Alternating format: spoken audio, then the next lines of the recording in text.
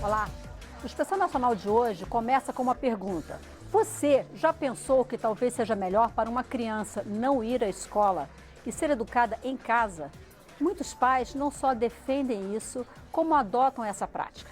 Para eles, a educação domiciliar permite dar mais atenção aos filhos e garantir uma educação de mais qualidade. Já os que condenam a ideia associam a educação à convivência em sociedade, ao desenvolvimento da capacidade de lidar com a pluralidade de valores. Para debater esse tema, eu recebo hoje o deputado Dr. Jaziel, do PR do Ceará, presidente da Frente Parlamentar em Defesa do Homeschooling. A deputada professora Rosa Neide, do PT do Mato Grosso, integrante da Comissão de Educação da Câmara. A professora da Faculdade de Educação da Universidade de Brasília, Catarina de Almeida Santos. E o presidente da Associação Nacional de Ensino Domiciliar, Rick Dias. Muitíssimo obrigado por terem aceitado o nosso convite para esse debate. E eu começo com o deputado Dr. Jaziel, PR do Ceará. Deputado, talvez fosse bom a gente começar explicando que a proposta do ensino domiciliar é a criação ou a regulamentação, que foi a exigência do Supremo Tribunal Federal, de mais uma alternativa. Eu queria que o senhor listasse quais seriam as vantagens dessa alternativa sob a sua ótica. Eu queria começar cumprimentando a Maristela, professora Catarina, minha colega deputada Rosa Neide e o nosso querido Rick Dias, né? Qual seria... Quais seriam as principais vantagens dessa alternativa que os senhores propõem? As principais vantagens é o que atrai os pais, né? O que a gente tem visto é que esses pais, eles vão sentir realmente de uma forma diretamente associado com o Estado, né? Porque o Estado, a educação é um dever, é um direito de todos e um dever do Estado junto com a família. Então, a família participa de forma efetivamente, né? E sendo que é uma oportunidade, né? Uma oportunidade que se está realmente vendo nesse momento desta modalidade. Então, a vantagem é que alguns pais que não concordam com o sistema de educação que está sendo aplicado, né? Eles entendem assim que teria muito mais proveito se eles chamassem para si essa responsabilidade compartilhada com o Estado na forma de regulamentar e também no apoio que fosse necessário, né? Então eles veem isso como uma possibilidade de uma educação mais produtiva, né? Mais produtiva, e que eles se sintam realmente contemplados, né? com esse novo modelo de ensinamento. Então, é um dos pontos, são algumas das vantagens que a gente pode defender. Eu, particularmente, tenho assim, uma experiência bem prática, porque aí, no meu caso, eu já fui alfabetizado já com 15 anos, e 70% dos meus ensinos, eles existiram em casa. Então, eu me preparei, estudando por livros, e nem tive tanta orientação, muito pouca orientação, mas assim, lendo os livros, e eu consegui realmente passar do ensino fundamental, fui para o ensino médio, prestei o supletivo, prestei vestibular para medicina na Universidade Federal do Ceará, e já faz 24 anos realmente que eu sou graduado em medicina. O meu filho, ele não quis continuar os estudos do básico e deu como opção que ele poderia fazer a prova do ENSEJA. ENSEJA é a palavra? E ele realmente foi feliz, passou, e depois ele me pediu para eu contratar 4 orientadores. E eu assim fiz, e ele prestou exame na Universidade para Medicina. Hoje ele é um aluno brilhante do curso de Medicina. Então eu tenho assim esse laboratório na minha vida que eu posso dizer que funciona. Agora, claro que isso aqui são pais que chamam para si essa responsabilidade. Isso. É evidente que muitos não vão querer e não são obrigados. E aqui a intenção não é atrapalhar a escola na maneira que ela está, é dar realmente uma oportunidade para o novo modelo. Isso eu entendo assim. Deputada professora Rosa Neide, PT do Mato Grosso. Deputada, a senhora foi secretária municipal estadual de educação, né? Recentemente, a ministra Damares, ela em entrevista, afirmou que o homeschooling garante aos pais o poder de gerenciar o aprendizado dos filhos. E ela disse, o pai que senta com alunos 2, 3 horas por dia pode estar aplicando mais conteúdo que a escola durante 4, 5 horas por dia. Queria ouvir a sua experiência, a sua visão em relação a isso e perguntar quantos pais a senhora acha que hoje em dia, na sociedade que a gente vive, tem disponibilidade e condições de, como disse a ministra, sentar com seus filhos por algumas horas por dia para ensinar e não ajudar a fazer dever de casa, mas para ensinar todo o conteúdo. Eu fui professora em sala de aula desde os 17 anos, como professora alfabetizadora. Sou mãe de 2 jovens e desde pequenininhas também fiz esse trabalho de início de alfabetização com elas desde a minha casa. E fui secretária municipal e secretária estadual de educação do estado de Mato Grosso. Olhando o papel hoje das famílias, cada vez mais absorvido no mercado de trabalho, eu fico aqui a pensar. De quem seria essa atribuição em primeiro lugar, né? Quando a família opta em educar seu filho, esse trabalho é do pai ou da mãe, né? Eu já vejo o outro lado de atribuir, no caso do Brasil, à mulher um trabalho e talvez de tirá-la de uma outra possibilidade profissional. E aos pais com que lidei como secretária municipal e estadual, vejo que os pais trabalhadores e trabalhadoras do Brasil dificilmente teriam condições de fazer uma dedicação exclusiva ao ensinamento aos filhos. E a escola, no papel de socializar e de ensinar, receberiam, ao meu ver, essas crianças e faria o trabalho que é feito nas escolas em todo o país.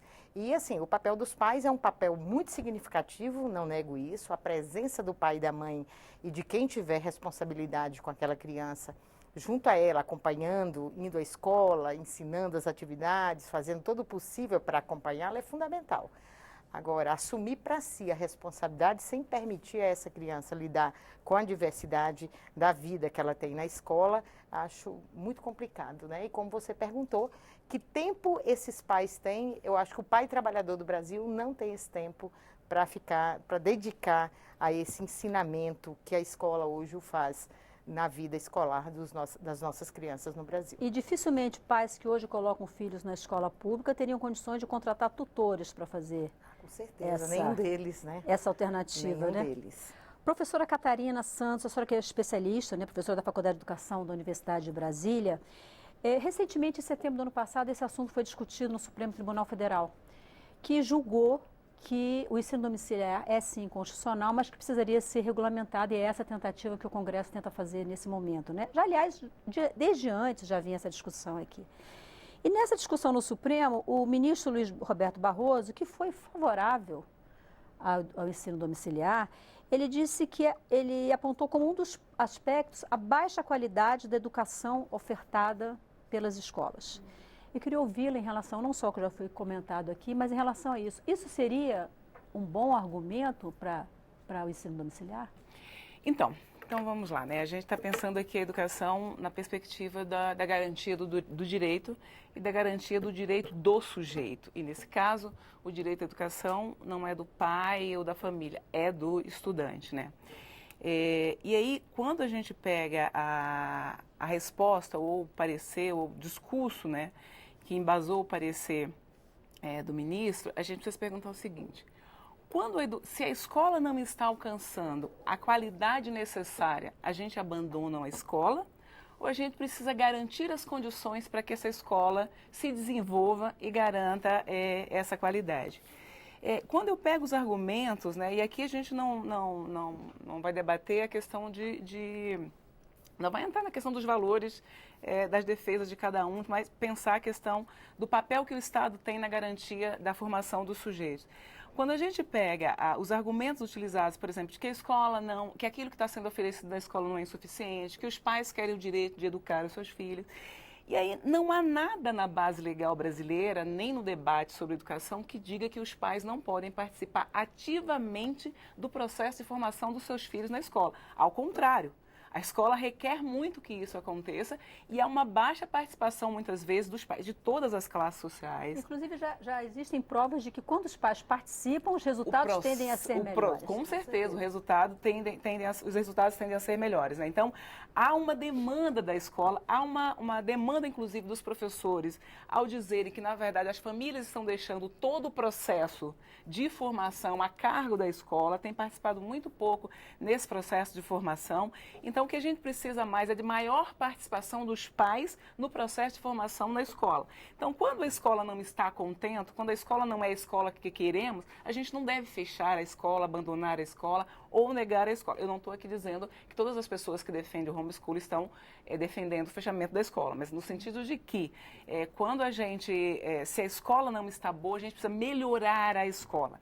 E eu tenho uma preocupação muito séria em relação a isso, inclusive em relação ao processo de regulamentação, porque nós somos um Estado, o Estado brasileiro é um Estado que tende a negar absolutamente a questão do direito.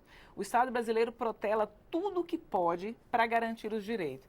Colocar na Constituição a educação como um direito de todos, um dever do Estado, da família e que deve ser ofertado em colaboração com a sociedade, foi um ganho enorme. O que não significa que a gente conseguiu traduzir aquilo que está na Constituição na sua totalidade, porque efetivamente nós ainda não temos todas as pessoas no sistema de ensino e estar no sistema de ensino não garante o direito à educação, porque o direito à educação está vinculado à garantia da qualidade e o nosso sistema deixa muito dever em relação à qualidade. Se a gente regulamenta a questão do homeschool e diz que ela pode ser oferecida em casa, nós não corremos o risco, inclusive, do Estado se sentir desobrigado a continuar garantindo esse direito? São algumas questões que é importante para a gente o Edmar Muniz Silva, ele participou do Facebook, ele foi exatamente na linha que você está falando, ele disse assim, na verdade, isso é mais uma forma de transferir a obrigação do Estado para os cidadãos, é a opinião do Edmar. Então, vamos ouvir o Rick Dias, presidente da Associação Nacional de Ensino Domiciliar. Rick, o que eu estava lendo é que vocês fizeram pesquisa, ou pelo menos uma pesquisa, e mostrando as principais motivações declaradas, né, pelas famílias. Sim, pois é. Seria educação mais qualificada fora da escola, problemas relacionados a princípios de fé e da família, violência, bullying e doutrinação.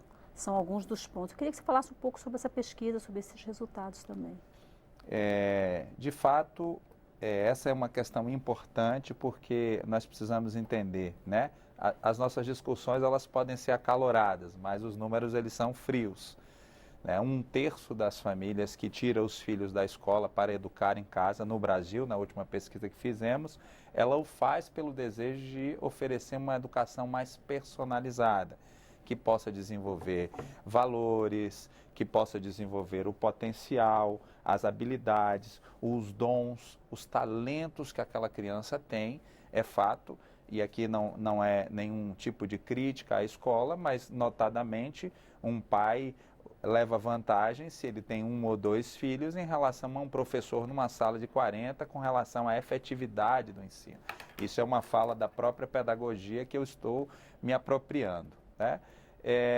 E aí nós temos aí também 25%, 1/4 desses pais hoje tira os filhos da escola por conta da má socialização escolar.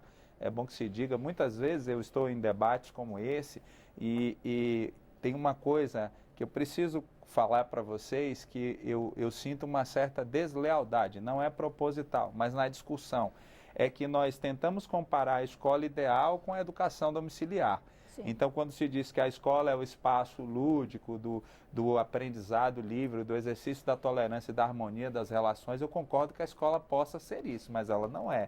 Essa é a escola ideal, não é a escola real que temos hoje. Né? Temos problemas sérios e graves e a gente não pode tratar como se não fosse. Ok, mas vamos adiante. E os pais discordam também, não necessariamente dos temas, porque em algum momento essas crianças elas vão se tornar adolescentes, jovens, adultos, logicamente elas vão lidar e elas têm que lidar com a diferença, com esses temas, saber muito bem reagir às ideias e não às pessoas. Inclusive pesquisas internacionais mostram que os jovens hoje que foram educados em casa, eles demonstram ter mais tolerância política e religiosa quando comparados com com jovens da educação tradicional. Esses estudos são do Canadá e dos Estados Unidos, e é muito importante a gente entender que o que os pais discordam não é necessariamente o tema, mas primeiro a forma de abordagem e segundo a faixa etária na qual essas crianças são submetidas a determinados temas, que a própria biologia mostra que elas não estão ainda maduras, né, para lidarem com determinados temas. Então, esse é um ponto que eu acho que é muito importante para a gente poder fazer uma leitura melhor dessa pesquisa, né? Essas famílias, elas não estão, claro, como a professora Catarina muito bem colocou, elas não são anti-escola, nós não somos contra a escola, eu não estou aqui apenas como um gestor de uma associação, como representante de milhares de famílias no Brasil, eu estou aqui como pai educador, que também tirei meus filhos da escola, estou muito satisfeito com os resultados, minha filha conseguiu entrar na faculdade aos 16 anos, e eu estou muito satisfeito com aquilo que aconteceu dentro da minha casa. Estou muito satisfeito também com a formação do caráter deles, porque hoje eles lidam com várias esferas. Meu filho trabalha, minha filha é professora de inglês, aliás, ela aprendeu inglês fluente, fala inglês fluentemente, aprendeu em casa assistindo séries e assistindo filmes sem legenda. Então, eu falo também como pai nesse momento, né? Que assim, nós nos postulamos como alguém que quer uma opção, que já está presente em mais de 60 países, são 65 países nos 5 continentes, países inclusive de regimes de governo diversos, né? Em nenhum deles assim tivemos problemas com relação à escola ou abandono do governo, muito pelo contrário.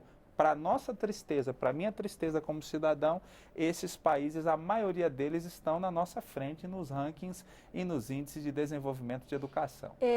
Eu estou recebendo aqui várias participações, muitas pessoas dizendo que tem condições sim de ensinar seus filhos em casa, né? A Noelle Lima, ela participa pelo YouTube, ela diz, acho que tem famílias que têm tempo sim. A Jussiela diz, sou mãe em tempo integral e é possível sim a mãe ter algumas horas por dia para ensino formal de seus filhos. E aí, deputado, eu queria ouvir em relação ao ponto que foi comentado, o deputado Dr. Jaziel, foi comentado pelo Rick, ele falou da questão da idade para algumas crianças aprenderem determinados conteúdos, né, que isso sendo feito em casa fica sendo mais adequado. E aí eu quero trazer para um ponto prático, existe uma base nacional comum curricular, justamente para garantir que no país todo as crianças vão ter um conteúdo básico, comum, para garantir, inclusive isso proporciona até a redução, pode proporcionar até a redução de desigualdades regionais, na medida que, se eu estiver errada, a professora me corrija, na medida que as crianças vão ter acesso a uma base nacional comum curricular. Como é que fica isso, por exemplo, em relação a essa questão comentada pelo Rick, as crianças não estão na idade, na visão dos pais, de terem acesso a determinados conteúdos? A base comum nacional é uma coisa boa, né? Só para reforçar. E antes de entrar na sua pergunta, se você me permite, nós vamos repetir. A intenção do ensino domiciliar não é substituir o ensino que já está no colégio, com o professor, com orientadores.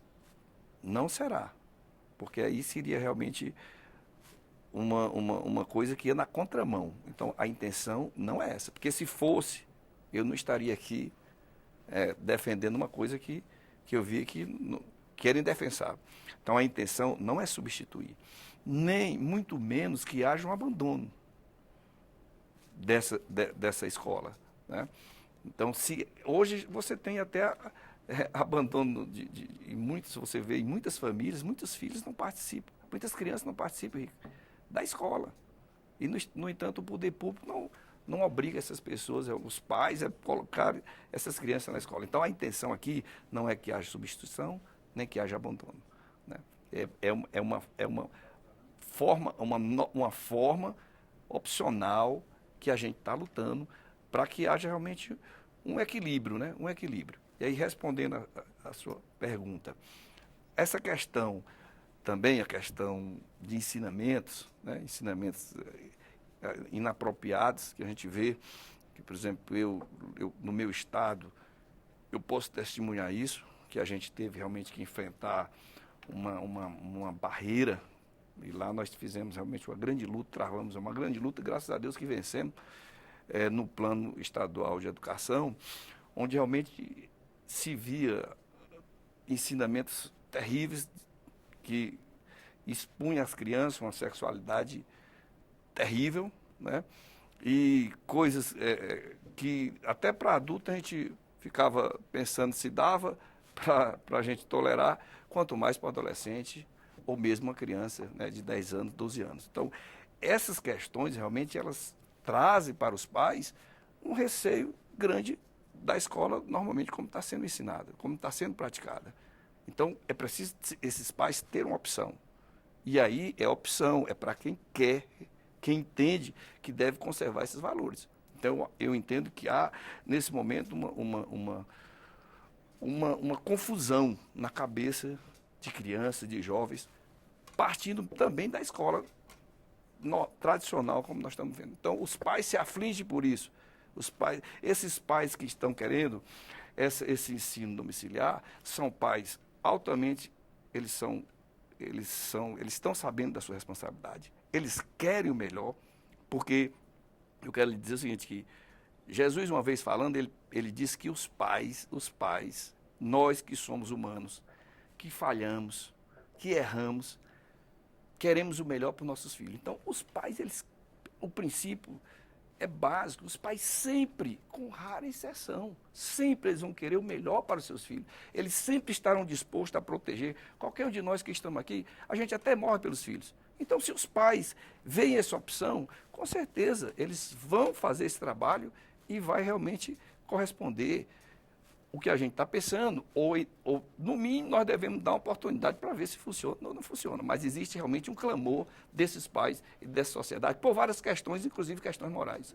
Deputada Rosa Neide, eu queria ouvi-la em relação à Base Nacional Comum Curricular. Em que medida, como foi comentado pelo Rick há pouco, os pais optarem, entenderem que determinados temas não são apropriados para crianças ou jovens de determinadas idades, em que medida isso compromete a implementação da Base Nacional Comum Curricular? Veja bem, Maristela, a gente tem uma legislação educacional no país. A base, hoje já aprovada, faz parte dessa legislação. E antes de falar disso, eu gostaria de dizer, a forma complementar de educação para os filhos, como estudar inglês, aprender artes, nenhum pai que tenha domínio do conhecimento, aí ele é proibido completar os ensinamentos dos filhos quando eles estão em escola privada ou escola pública, né? Ou os pais que podem, além do ensino regular da escola, completar em outros ambientes essa escolarização. Com relação à base, foi muito estudado por teóricos do país inteiro, pelas universidades. Quais os conceitos básicos os alunos devem dominar em cada idade? Isso é para todas as escolas estão exatamente no momento desse planejamento educacional sobre os conceitos que as crianças dominam e a escola trabalha em determinadas idades. Se o ensino domiciliar for regulamentado, possivelmente, ele tem que regulamentar, por exemplo, a forma de avaliação dos alunos. Sim. E quando os alunos forem avaliados, eles vão serem avaliados a partir do que a escola trabalha, né? Os conteúdos que a escola trabalha. E, nesse sentido, o parâmetro é a idade do aluno e os conceitos básicos da educação nacional. A avaliação não pode fugir disso. E há uma preocupação, o professor, onde o aluno estiver matriculado, ele tem uma avaliação para os seus alunos e depois ele fará uma nova avaliação diferenciada para os alunos que vêm das residências. Quantos são estes alunos? Acho que o Rick pode trabalhar. É porque eu já ouvi falar em 5 mil famílias, 7 mil famílias. 11 mil, os 11 números mil, são bem 30 mil díspares, famílias, né? E nós temos mais de 48 milhões de estudantes na nossa rede básica. Então, assim, eu acho que é um número bastante restrito, que eu respeito bastante as famílias que estão fazendo essa discussão, mas é papel do Estado fazer essa discussão, discutir a formação dos professores. Hoje os professores têm um nível de formação que é exigido para que ele ministre aulas, com certeza aos pais desses alunos também na regulamentação. Deve ser qual é a formação dos pais para serem tutores dos filhos, né? Quais são os conteúdos que serão trabalhados, e aí os conteúdos devem seguir a orientação nacional para que a gente não tenha a quebra do ensino que é permitido pelo país como legislação. Acho que a professora Catarina já disse, é dever do Estado a educação dos nossos filhos. Então, nesse sentido, essa educação, se vir a ser regulamentada, chamada de educação domiciliar, deve ser pensada de acordo com os parâmetros da educação nacional. Nós não podemos negar a nenhum dos alunos, dos filhos que nascem nesse país, essas diferenças. Eles já têm a diferença. Os pais que estão pedindo educação domiciliar são os pais, normalmente, que podem pagar uma escola privada. A lei permite que a associação de pais pode criar uma escola e colocar os seus filhos. Então, assim, os conceitos aqui trabalhados, muitas vezes estão sendo focados e a gente tem muitas opções de como trabalhar melhor, né? Aquilo que está sendo chamado de valores, dos talentos, os alunos em harmonia e em discussão e em constante exposição à diversidade, que essa é a minha maior preocupação. Se eu não fico exposta à diversidade, um filho da educação domiciliar, que perca os pais, por exemplo, no início da sua vida, e aí? E o passo seguinte desta criança? Acho que a professora Catarina disse muito bem, o sujeito da aprendizagem é o estudante. Ele é o sujeito, é para ele que o Estado tem que ter a responsabilidade. E a base comum é nesse sentido, pensando no aluno como sujeito, na avaliação deste sujeito e na vida desse sujeito na sociedade onde ele vive. Bom, eu vou fazer um breve intervalo e na volta nós vamos falar sobre dois aspectos, a questão da socialização das crianças, essa questão da pluralidade de valores, a formação desse ser como um todo, e vamos falar também da escola como espaço de proteção para as crianças. Porque esse assunto foi um assunto tocado no julgamento do Supremo Tribunal Federal. A gente volta já já, não saia daí.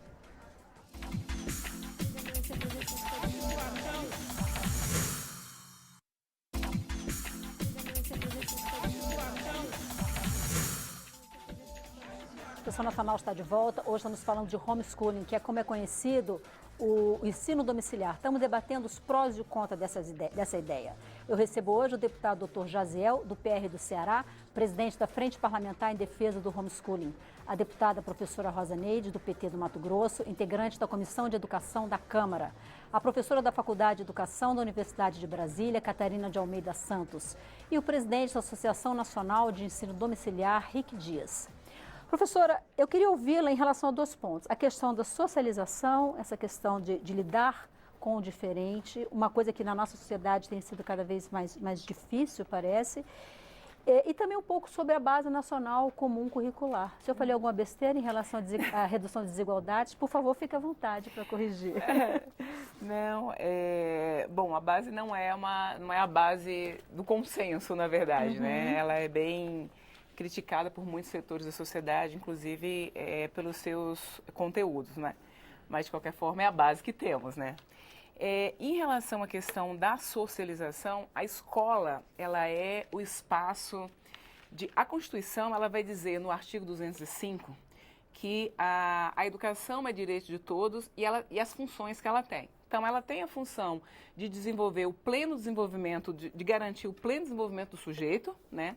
A formação para a cidadania e a questão do mundo do trabalho. E aí, quando a gente pensa o pleno desenvolvimento do sujeito, a gente está pensando muito mais na questão individual, que se dá na relação com o social, mas a questão da formação cidadã é a formação que que o estudante adquire muito nessa relação com o outro, né? É muito importante no processo de formação que esse estudante aprenda a lidar com as diferenças, com as diferenças de raça, com as diferenças de credo, né? Com os diferentes credos que temos na sociedade.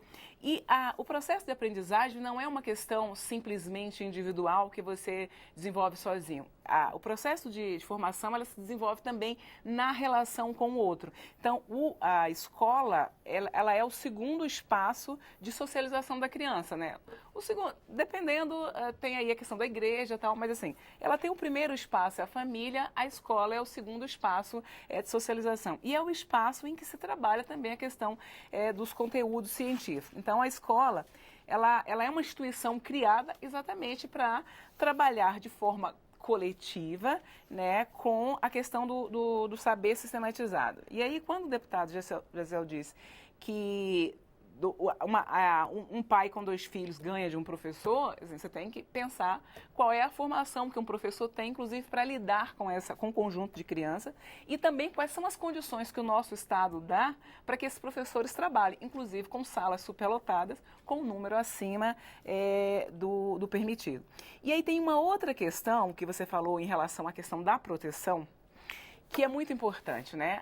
Eu acho que o Estatuto da Criança e do Adolescente fala muito dessa questão de que todos nós somos responsáveis por aquele que é menor. Inclusive, somos responsáveis por denunciar junto ao Conselho Tutelar o abandono dos filhos pelos pais, que a educação se caracteriza, ou a não matrícula da criança se caracteriza como esse abandono. Mas a escola é um espaço, inclusive, que hoje é a instituição que mais identifica, por exemplo, os abusos que as crianças sofrem. E essa é uma questão muito difícil de lidar, e quem lidar com a escola cotidianamente sabe a quantidade de crianças que estão sendo abusadas nesse país. Inclusive, na universidade, a gente recebe muitos estudantes com problemas muito sérios oriundos desse processo de abuso. E é um abuso muito difícil de lidar porque ele acontece no âmbito familiar, no âmbito privado, que normalmente são pessoas muito próximas, ou amigos, ou familiares, e geralmente é a escola que identifica mudança de comportamento, esses primeiros sinais, é a escola que aciona o Conselho Tutelar, é a escola que muitas vezes trava brigas, né, com essas crianças. E aí, não me estou dizendo, por favor, não me entenda que os defensores, que os grupos que estão defendendo o homeschooling estão defendendo isso, por favor. Eu estou colocando que quando se diz que a escola, que os pais não querem a escola porque a escola tem violência, a violência está acontecendo no âmbito privado e familiar. Isso. Quando se diz que a escola tem bullying, o bullying não é só da escola. E se existe se existe violência na escola, a gente precisa melhorar a escola. Né? Garantir que essas crianças tenham espaços saudáveis para acontecer. E aí, quando a gente olha para o processo de regulamentação do homeschooling, é bom que se regulamente e que se garanta mecanismo de que o Estado realmente acompanhe isso. O que eu acho muito difícil, porque até hoje a gente não consegue com que o Estado, por exemplo, faça o recenseamento de todas as crianças todo ano para garantir que eles tenham vaga na escola. Muito menos fará individualmente. Eu acho que a gente corre mais risco do Estado abandonar cada vez mais a garantia do direito do que acompanhar efetivamente que essa formação se dê. A minha preocupação sempre será a garantia do direito à educação de cada criança, que não é um direito dos pais. Os pais precisam entender, inclusive, que eles não estão formando seres para eles, estão formando ser para uma sociedade. Daí a importância dessa convivência com as diferenças, dessas crianças aprenderem a lidar. E eu sei que tem casos isolados de crianças que foram educadas em casa e conseguem lidar com isso, mas essa não é a regra. E a gente não pode pegar a exceção e transformar a exceção em regra. E o meu medo é exatamente que o Estado transforme essa exceção em regra, porque a gente sabe o quanto as propostas e as políticas governamentais vem negando todos os direitos, especialmente o direito à educação. Henrique Dias, a professora Catarina tocou num ponto que, aliás, ela tocou em um ponto que foi tratado também no julgamento do Supremo Tribunal Federal, né? O ministro Luiz Fux lembrou que a escola pode ser um fator de proteção da criança que sofre negligência ou violência domiciliar.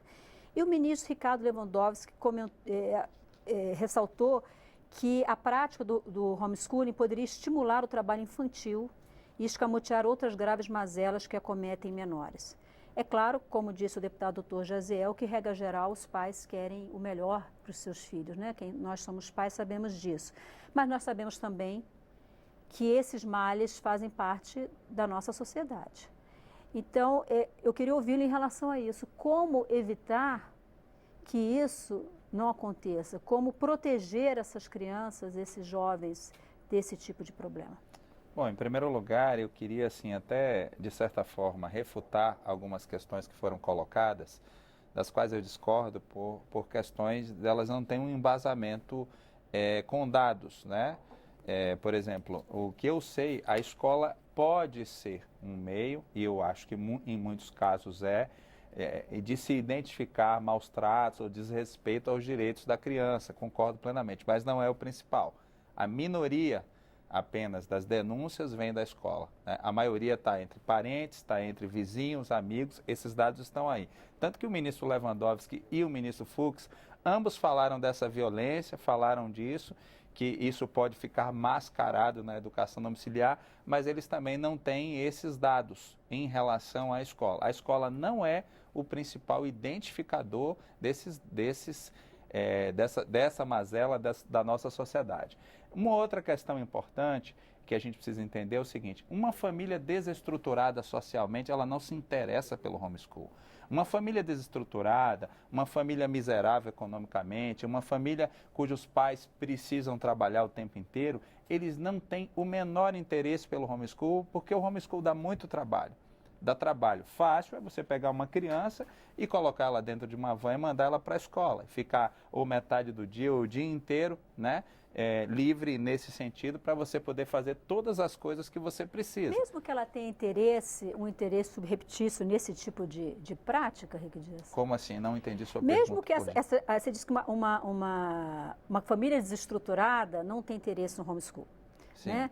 Mesmo que essa família desestruturada tenha interesse em trabalho infantil, pode ser uma família desestruturada, pode ter interesse nisso. Uma família desestruturada pode ter no seu seio um problema de agressão, de violência contra as crianças. Mesmo num caso como esse, a família não corre o risco de a família optar pelo homeschool como uma forma de facilitar essa prática? Bom, ninguém pode... Só um elemento, Pois não. porque na verdade tem um outro elemento aí para colocar, é que na verdade as crianças que estão hoje, né, grande parte das crianças que estão hoje submetidas à condição de trabalho infantil, são crianças de famílias pobres, de famílias estruturadas, seja no campo, seja na cidade. É bom lembrar que, por exemplo, o Bolsa Família fez com que muitas crianças fossem para a escola.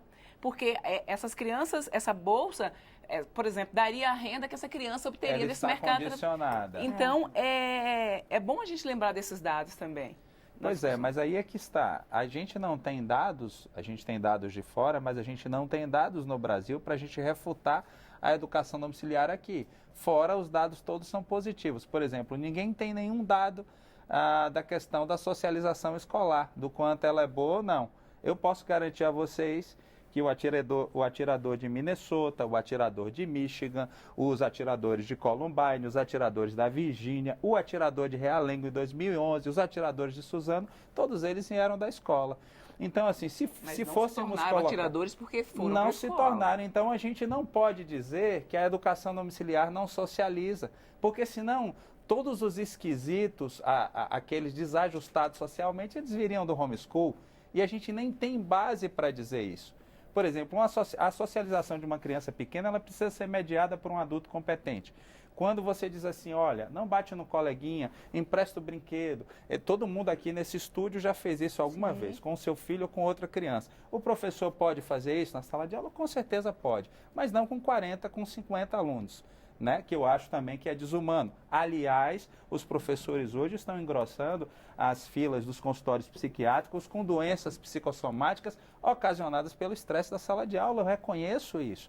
Né? Então, assim, quando eu digo que uma família pode acontecer, claro, mas tudo é possível de acontecer. Só que o projeto de lei ou a medida provisória, o que está ali na legislação, ela especificamente visa algum ajuste, algum controle do Estado. Eu posso lhe dizer como pai, professora Catarina, professora Rosa Neide, que o homeschool, as famílias não escolhem o homeschool. O homeschool escolhe as famílias. Tem famílias que olham e falam, era isso que eu queria. Né? Era isso que eu queria para a minha rotina, para a minha casa, para a minha família. E é um direito dela, porque a gente fala que é um dever do Estado e da família, concordo, a gente responde a primeira pergunta, mas e a segunda pergunta? Quando eu digo, por exemplo, tá bom, se é um dever do Estado e da família, quem tem a primazia em escolher a modalidade de educação? Porque a educação domiciliar é uma modalidade de educação. A gente vai lá, por exemplo, para o Código Civil Brasileiro, artigo 1634, ele diz claramente que quanto à pessoa dos filhos, aos pais compete dirigir-lhes a criação e a educação. Se a gente vai para a Declaração Universal de Direitos Humanos, artigo 26, o que está escrito lá? Os pais têm prioridade no direito de escolha do gênero de instrução a ser ministrado aos seus filhos. Podem olhar o Pacto de São José da Costa Rica, que o Brasil é signatário também. Então, na verdade, a gente também crê que a educação domiciliar é um direito humano. Nós não temos, olha, o índice de criminalidade, de drogas, de propensão ao alcoolismo, de doenças psicossomáticas na educação domiciliar, nos países que têm estudo, beira a zero. né, de comportamento social inadequado. Ao contrário, os índices, por exemplo, de participação em voluntariado, em atividades cívicas, é muito alta. Então, assim, uma pergunta que eu sempre faço às pessoas é porque, assim, por que vocês têm medo do homeschool? Por que o homeschool amedronta tanto vocês? Por que, assim, há sempre um embate com relação a algo do qual não se tem conhecimento, né? Eu vejo pessoas, teóricos, discutindo homeschool, mas nunca ensinaram em casa, não sabem o que é. Com todo o respeito que eu tenho, porque da mesma forma que muitas vezes os acadêmicos, e com todo o respeito que eu tenho aos acadêmicos, eles não querem ouvir os pais, né? Então, assim, a família já se afastou da escola, abandonou os filhos lá. O que vamos fazer, então? Deputada professora Rosaneide, eu queria ouvir em relação a um ponto, fazendo uma analogia com o que acontece, por exemplo, com separações. Quando o casal se separa, a criança, quando ela tem a partir de uma determinada idade, ela tem direito de se manifestar para o juiz normalmente a ouve, perguntando com quem ela gostaria de ficar prioritariamente, na maior parte do tempo, quando não existe guarda compartilhada, né? Em relação à educação familiar, a senhora acha que deveria haver a oportunidade de a criança, a partir de uma determinada idade, se manifestar se ela gostaria ou não de ir para a escola? Porque essa criança, ela vai para o parquinho brincar, ela vai eventualmente para uma escola de inglês, se ela estuda numa escola de inglês, né? E ela tem os colegas que frequentam uma escola, né?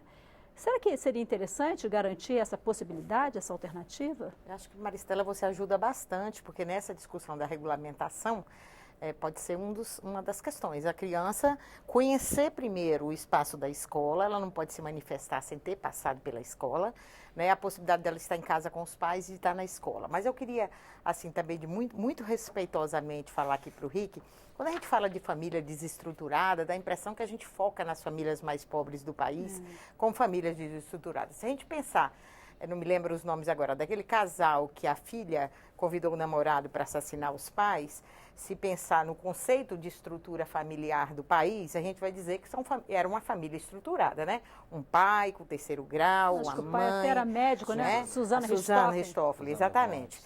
Uma jovem, um filho jovem, que hoje também está numa situação difícil, pelas informações da imprensa. Então, parece uma família bem estruturada e aconteceu o que aconteceu. Então, assim, crianças que sofrem violência são filhos, muitas vezes, de família de qualquer classe social. A gente tem exemplos de todas as classes sociais. E a escola, eu como secretária de Estado de Educação, sei que muitas vezes a escola que chamou o Conselho Tutelar, ela chamou o Conselho Tutelar e ela se omitiu. Então, os números também que diz que não foi a escola, não são números muito verdadeiros, porque a própria escola muitas vezes teme, a professora teme em se expor e identificar. Eu, como secretária, tinha inúmeras chamadas diárias de identificação feita pela escola. Um trabalho maravilhoso que a escola faz, identificando situações que a família não trouxe e nem a vizinhança, e que também traz, mas a gente não tem esses números realmente, como o senhor disse. E dizer que essa possibilidade, né, da gente ter a criança falando, a criança sendo ouvida, né, o direito dela sendo assegurado, eu acho fundamental, porque esse convívio, né, com o outro, que a nossa defesa fortemente, o convívio com o diferente, para fazer a cidadania acontecer, e assim, sem dizer aqui que os pais não têm, acho que o deputado disse bem, os pais, na maioria das vezes, têm pelos filhos todo o apreço, eles são a razão da vida dos pais, e por isso, mas como eles não são detentores da vida dos filhos, e a vida futura dos filhos, né? Ele não vai ser guardião a vida inteira, pela lógica da vida, eles sairão da vida dos filhos primeiro e os filhos ficarão sozinhos. Então, nós precisamos aprofundar muito esse diálogo para saber o que nós podemos, enquanto Estado brasileiro, né, regular para que as crianças tenham vida digna, que eu respeite a família mais empobrecida desse país, que eu não a chame de desestruturada, porque às vezes um pai e uma mãe simples, né, ou uma mãe sozinha, ela dá conta muito bem do recado e ela trabalha muito bem a formação dos seus filhos e filhas, como famílias também de classe alta, dão todo o cuidado com seus filhos. Então, a gente tem que entender que as diferenças sociais não são elas que indicam se essa criança sofre abuso, se essa criança tem algum problema. E nem os mais humildes. Então, nesse sentido, a criança experimentar a escola, a criança experimentar o convívio, depois os pais poderem fazer esse chamamento e esse diálogo é fundamental para que a gente permita ao estudante a condição de viver com os pares. Né? Eu acho que é isso que o Estado brasileiro tem por obrigação. E algumas situações muito específicas, porque se a gente olhar um contingente de 5 mil famílias e 48 milhões de estudantes, é um contingente muito específico. Se a gente falar em 5 mil famílias, está pensando em torno de 10 mil estudantes. 10 mil estudantes. Então, a gente está discutindo umas situações que é do direito dos pais discutir, né? E é do direito do Estado brasileiro também poder regular essas questões, agora com todo cuidado para que permita.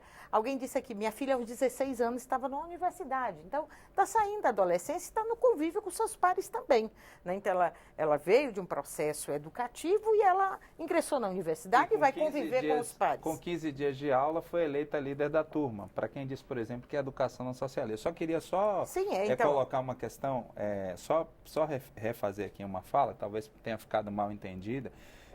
Quando eu disse famílias desestruturadas, eu falei famílias desestruturadas ou famílias economicamente miseráveis, porque nos acusam de sermos elitistas. Eu considero a família da Suzane von Richthofen, depois de analisar todo, uma família desestruturada. Quando eu estou falando de estruturação, estou falando da desestruturação. Aparentemente era, né? Então, por isso, claro, nós não podemos... A gente só descobriu que não era depois. O crime expôs a mazela daquela família. Concordo com a deputada, com certeza. Então, né? Sob esse ponto de vista, claro. É assim, o Estado, ele olhando, ele avaliando, ele vai dizer, não, essa família é estruturada, tem o pai, tem a mãe, tem condições financeiras, tem formação intelectual, então eu posso atribuir a ele o direito de educar os filhos. E eu não sei o que está por trás. Não é só a falta do dinheiro para dizer, não, ele vai explorar o trabalho do filho. Ele pode explorar. Nós temos documentários no mundo inteiro, inclusive de filhos que assassinaram os pais, porque eles estavam submetidos à guarda exclusiva e não estavam frequentando a escola. E os pais também com o direito de ensiná-los. Então, assim, a gente tem problemas, e são problemas graves, em todas as dimensões sociais, com os nossos filhos e com as nossas famílias. Por isso, todo cuidado nesta regulamentação é necessária para a gente não expor, porque é o direito da criança, é o direito do estudante, que tem que ser sagrado em qualquer legislação, que nós, acho que eu, doutora Liel, que estamos aqui, todo cuidado com as nossas crianças no Brasil, porque na adolescência, no final da adolescência e na juventude, estarão numa universidade, estarão entre os seus pares, né? Agora, no início da infância, que pode marcar o caráter dela, né? E a gente tem que ter todo esse cuidado nessa regulamentação e respeitando o direito daqueles que discutem de forma diferente. Deputado doutor Jaziel, o senhor que está à frente da Frente Parlamentar em Defesa do Homeschooling, esse assunto está na Comissão de Educação da Câmara. Deputada professora Dorinha Seabra Rezende, o Democrata Tocantins, apresentou um substitutivo, né? Acho que são 4 ou 5 projetos que tratam desse assunto, e ela coloca uma série de regras, que as crianças têm que ser obrigatoriamente matriculadas, que têm que fazer avaliação nas escolas. Eu queria ouvi-lo em relação às propostas da professora Dorinha Seabra Rezende, do substitutivo dela, e ouvir isso que foi colocado aqui. Você acha que existe espaço para as crianças, a partir de uma determinada idade, não sei como seria isso, se manifestarem sobre terem interesse ou não de ir para a escola? Ou isso ficaria uma decisão simplesmente dos pais? Nós estamos falando aqui, o foco aqui, do meu entendimento, porque os pais, no meu entender, os pais, eles sempre serão, e um dia desse eu estava vendo uma reportagem de umas águias, né? As águias, elas têm lá os filhotes, nos penhascos, e tem o mar, né? Aí, se não é água, é um pássaro que vai para o mar, né? E esse pai, mais cuidadoso, pega o filhote e coloca a Rica ensinando, leva ele um tempo, solta e acompanha, né? E para quê? Porque lá embaixo tem um bocado de raposa marinhas para comer. Uhum. Mas tem uns que não se atentam. Os filhos fazem a iniciativa de voar, eles não acompanham, o bichinho cai e está lá, as raposas lá, marinho, para comer. Então, o artigo 226 da nossa Constituição diz que a família é a base da sociedade. Então, o pai e a mãe, se você for dizer, quem é o Estado para determinar o que vai se fazer com os filhos? que autoridade é essa? Que responsabilidade é essa? Tão grande que a gente já sabe que há fracassos e mais fracassos. Então, quando os pais se lançam numa tentativa dessa aqui, é porque eles entendem que está provado que tem falhas grandes no modelo, e aí, por exemplo, você pode dizer assim, mas as crianças, por exemplo, aqui no Brasil, as crianças são matriculadas e estão lá na escola, mas nem sempre estão aprendendo nada. Eles estão lá para ter o quê? Uma matrícula para receber o Bolsa Família. Mas se você vê, os pais estão preocupados se a criança recebeu a presença para não ter falta, para não perder o Bolsa Família. Aí você vai dizer, esses pais aqui, eles colocam os filhos lá, na escola, como o Rico estava falando. O que eles querem? Eles querem que os filhos fiquem na escola, mas por uma questão de receber aquele benefício. E se a qualidade é boa, se não é, o que ele está aprendendo lá, eles não estão realmente interessados nisso. Então, eu entendo que os pais, eles são sim responsáveis pelos seus filhos e eles têm sim a primícia de optar e escolher pelo tipo de ensinamento que os filhos devem receber. Inclusive, assumir isso para si. O senhor acha que esse substitutivo da professora Dorinha tem chance de ser aprovado na Comissão de Educação? Qual é o substitutivo? Não, o substitutivo é grande, deputado. Mas só alguma coisa que eu possa... Não, ela fala sobre a obrigatoriedade de matrícula de estudante em escola regularmente autorizada pelo poder público. Ela fala sobre o registro das famílias que optarem pelo homeschooling. Ela fala sobre a avaliação... Eu acho que a intenção aí é mais assim, ela quer dificultar o que poderia ser mais simples, né? Eu acho que a medida provisória, quando ela sair, exatamente, ela vai suprimir esse projeto de lei. E tem algumas evoluções, eu creio, no texto que já foi discutido, tem algumas evoluções nesse sentido, né? Ele contempla, claro, tem que contemplar avaliações, né? Eu não diria matrícula, mas o registro das famílias, né? Nós não queremos ser contados como evasão escolar, né? Logicamente que avaliações não tem problema, não temos medo de avaliações. Hoje, infelizmente, as avaliações que temos são em seja, aos 15 e aos 18. Nossos filhos, inclusive os homeschoolers no Brasil, têm 100% de aprovação nessa avaliação, mas esse substitutivo tem algumas coisas que já foram evoluindo no debate. Eu vou querer ouvir a professora antes da gente terminar o programa, mas eu então vou aproveitar e esclarecer a medida provisória que foi citada aqui 2 vezes. Essa medida provisória ainda não foi editada, ainda não está no Congresso Nacional para análise.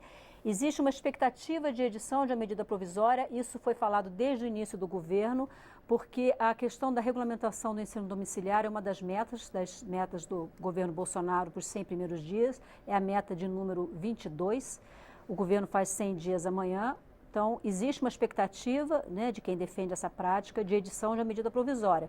Lembrando que a medida provisória, ao chegar ao Congresso Nacional, ela pode ser aprovada, ela pode ser rejeitada e ela pode ser aprovada com alterações, que podem contemplar ou não o que está no substitutivo da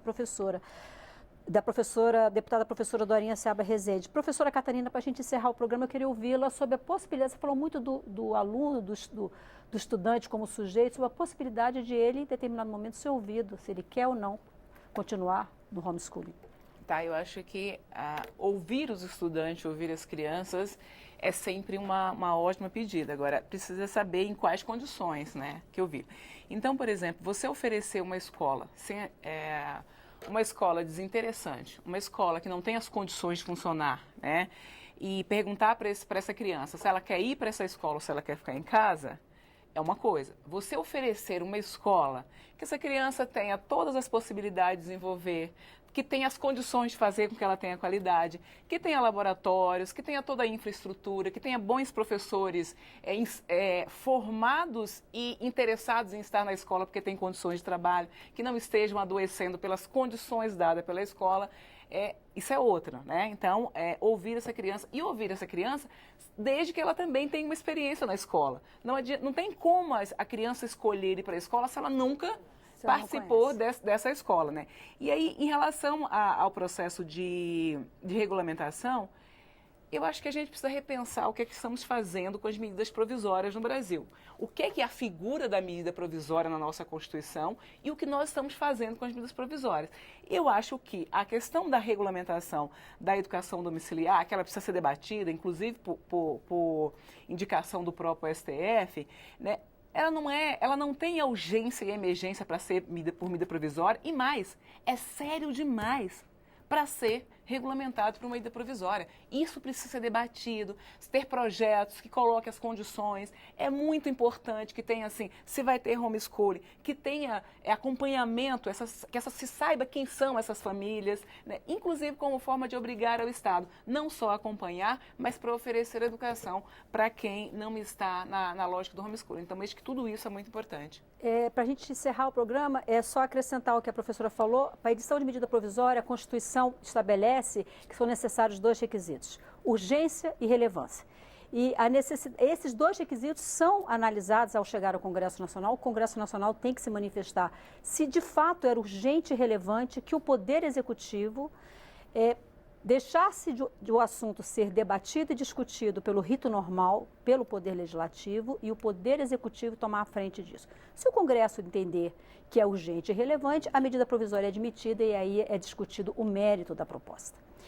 Eu preciso encerrar o programa. Quero agradecer ao deputado Dr. Jaziel, PR do Ceará, desejar sucesso no primeiro mandato na Câmara dos Deputados e à frente da Frente Parlamentar. Professora Catarina de Almeida Santos, professora da Universidade de Brasília, muitíssimo obrigada também. Deputada professora Rosa Neide, PT do Mato Grosso, muitíssimo obrigada. Obrigada a você. Desejar boa sorte também, é seu primeiro mandato aqui na casa, seja bem-vinda. E Henrique Dias, presidente da Associação Nacional de Ensino Domiciliar, muitíssimo obrigado por seus esclarecimentos. Eu que agradeço, Maristela, você e aos seus convidados. Esse assunto segue no Congresso Nacional, então você pode entrar na página da Câmara, se cadastrar para receber todas as informações de todos os debates, de tudo o que acontecer em relação a esse tema. Na próxima semana nós vamos falar de um estudo do Banco Mundial que propõe uma reforma do Sistema Único de Saúde, com maior presença do setor privado na saúde brasileira. Eu sou Maristela Santana e a gente volta na próxima terça, às 9 da noite, ao vivo, aqui na TV Câmara. Até lá.